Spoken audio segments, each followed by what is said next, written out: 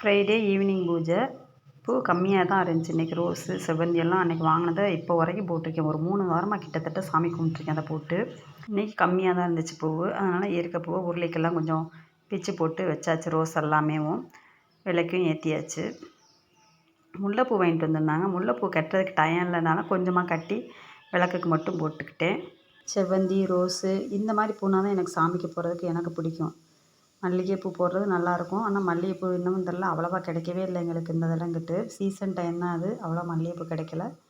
அதனால் இருக்க பூ வச்சு எல்லாத்துக்கும் நல்லா அழகாக போட்டு சாமி கும்பிட்டாச்சு மன திருப்தியாக. என்னமோ மன நிறைவாக விளக்கேற்றி நல்லா சாமி கும்பிட்டோம்னா நமக்கு மனசில் இருக்க பாரமெல்லாம் குறைஞ்ச மாதிரி ஒரு நிம்மதி கிடைக்கும். அதனால் எனக்கு இப்போ நினச்ச நேரம் விளக்கேற்றி சாமி கும்பிட்ருவேன். காலையிலேயும் மாலையிலேயும். கோவிலுக்கு போகிறதெல்லாம் ரொம்ப கம்மி. வீட்டிலேயே நம்ம கோவிலாக நினச்சி நம்ம சாமி கும்பிட்டுக்குவோன்னு நினச்சி தான் அந்த மாதிரி நான் வணங்கிக்கிட்டு இருக்கேன். வீடியோ பிடிச்சிருந்தா ஒரு லைக் கொடுங்க. வீடியோ பார்க்குறவங்களுக்கு நன்றி.